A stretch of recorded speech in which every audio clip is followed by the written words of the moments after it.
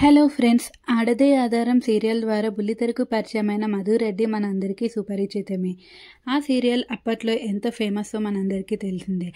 అయితే ఆ సీరియల్లో నటించిన వికాస్ రెడ్డితో పరిచయం కాస్త ప్రేమగా మారింది. ఆ సీరియల్ అవుతుండగానే ఇద్దరూ వివాహం అయితే చేసుకోవడం జరిగింది.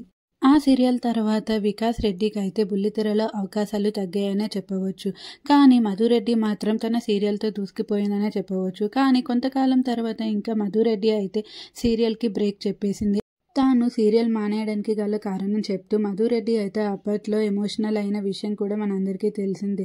తనకి సీరియల్లో మంచి అవకాశాలు అనేవి రావట్లేదు, అన్నీ చిన్న చిన్న రోల్సే వస్తున్నాయి, అందుకే ఇంకా ఇంట్రెస్ట్ రావట్లేదు, పేమెంట్ కూడా చాలా తక్కువగా ఇస్తున్నారు, వాళ్ళు ఇచ్చిన పేమెంట్ జస్ట్ కాస్ట్యూమ్కే సరిపోతున్నాయి అంటూ మధురెడ్డి చేసిన వ్యాఖ్యలు అప్పట్లో సంచలనమే సృష్టించాయి.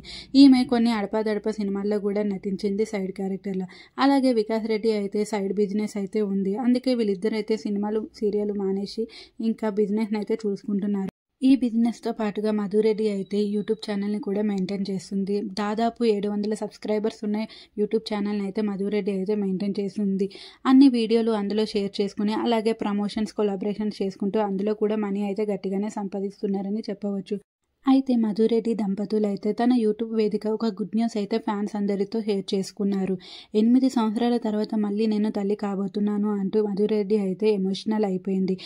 తనకి ఆల్రెడీ ఒక కూతురు అయితే ఉంది. అయితే ఇప్పుడు తనకి మళ్ళీ తన నాన్నే పుట్టాలనేసి మధురెడ్డి అయితే గట్టిగా కోరుకుంటుంది. వీళ్ళిద్దరూ సంక్రాంతి సంబరాలు అయితే వాళ్ళ సొంత ఊరిలో చేసుకొని ఆ పిక్స్ అయితే ఇన్స్టాగ్రామ్లో పోస్ట్ చేయగా అవి అయితే వైరల్గా మారాయి. ఇంకా కింద కామెంట్స్లో అయితే కంగ్రాచులేషన్స్ మధు అక్క, వికాస్ అన్న, మీకు ఖచ్చితంగా మళ్ళీ మీ నాన్న అయితే పుడతారు అంటూ తమ విషెస్ని అయితే తెలియజేస్తున్నారు. మరిన్ని ఇలాంటి వీడియోస్ గురించి సబ్స్క్రైబ్.